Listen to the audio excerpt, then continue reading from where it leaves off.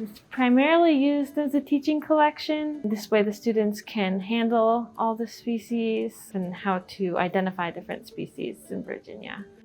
I've come in as a graduate student to just help organize everything and get it in order and see where we're missing species.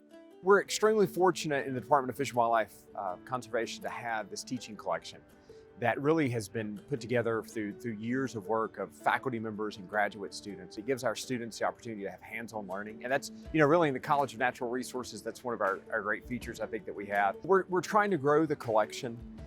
And one of the ways we can do that is we're hoping that we might have some folks, and we've already had some folks who've been extremely helpful to us, that maybe you inherited your grandparents' collection. Maybe they were an avid outdoors person and liked to hunt or liked to fish.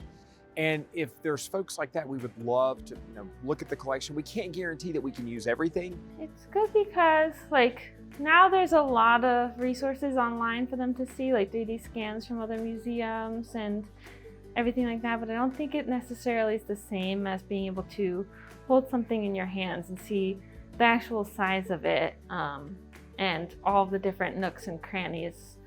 We go out in the field and we're able to see some of these specimens in the field, which is great, but some of the specimens, given the time of year that we might have, you might not be able to see, or in other times, maybe you go to the right habitat and you're still just unlucky to find them that day. So the collection is kind of a fallback to basically guaranteeing us to be able to see and experience these.